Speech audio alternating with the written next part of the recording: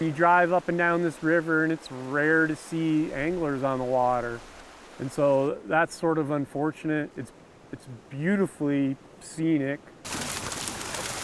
Today was around 3,000 catchable rainbows went into the South Fork Payette near some of the popular access areas near campgrounds. We're stocking larger size trout in here, the so-called magnums. We're hoping that that can produce a decent fishery. It was almost 15 years where we didn't stock the South Fork Payette.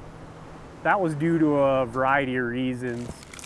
One, we did some studies and the returns of hatchery trout to anglers in those studies wasn't that great. There was also sort of a change in philosophy on wanting to manage more streams for wild trout. And then hatchery trout food was getting really expensive at that time, and so we had to have some cutbacks. And so those three things caused us to reduce stocking in a couple of areas, and the South Fork Payette was one of them. And then just 3 years ago, we had some anglers ask us to sort of reassess that change in direction. And we did a bunch of snorkel surveys, and those surveys indicated that the wild trout population isn't very good in this system. And then we've also had some fee increases that resulted in the ability of us to buy more fish food, so we could expand stocking in some areas. We're going to try to put 9,000 catchables in the South Fork Payette annually. And we're going to do it on, I would call this an experimental basis.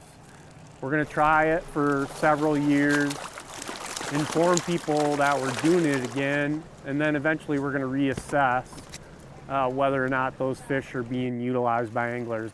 All that stocking is going to occur later in the summer, targeting those camping areas like Mountain View Campground, across from the fire station, Halindi, Loman Ponds, and then we're continually looking for additional stocking locations too.